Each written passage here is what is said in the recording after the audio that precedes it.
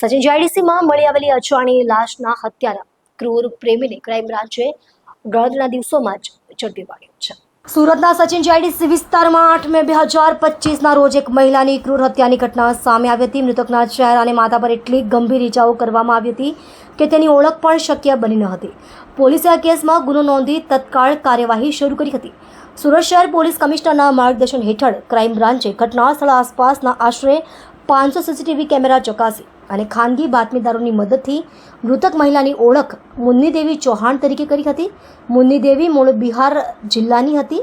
તપાસમાં ખુલાસો થયો હતો કે મૃતક અને આરોપી અરમાન છોટેબાબુ હાસમી વચ્ચે પ્રેમ સંબંધ હતો। મૃતક વિવાહિત હતી અને આરોપી પણ પરણેલો હતો। બંને સચિન વિસ્તારમાં ભાડાના મકાનમાં સાથે રહેતા હતા।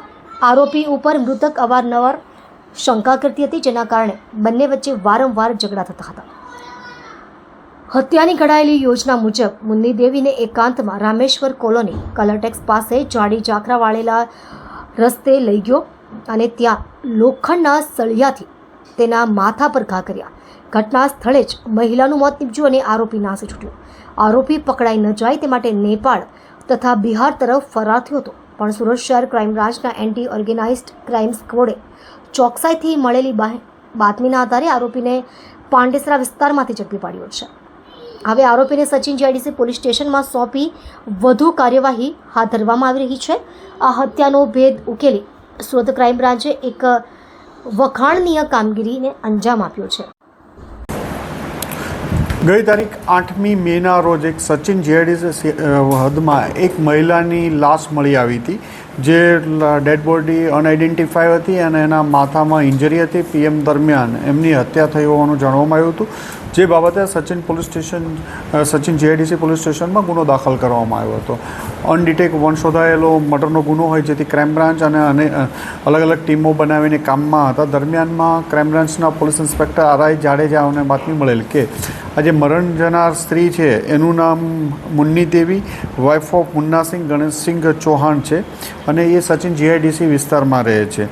મૂળ તે ઔરંગાબાદ બારૂદ જિલ્લાની રહેવાસી છે અને ઘણા વર્ષોથી સચિન જીઆઈડીસીમાં રહે છે। એને એક કિસમ અરમાન છોટેબાબુ હાસમી સાથે રિલેશનશિપમાં હતી અને બંને સાથે ઘણીવાર રહેતા હતા અને એના હસબન્ડ સાથે પણ રહેતી હતી અને અવારનવાર આ બંને વચ્ચે ઝઘડા પણ થતા હતા।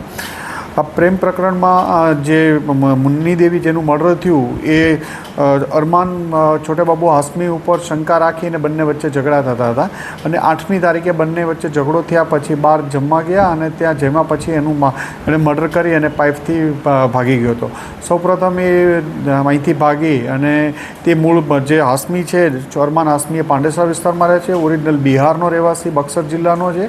ત્યાંથી નેપાળ જતો રહ્યો હતો પોખરાથી ફરીથી પાછો બિહાર આવ્યો અને બિહારથી બાતમી આધારે ક્રાઇમ બ્રાન્ચની ટીમે ટ્રેપ કરી અને એને પકડી પાડ્યો છે।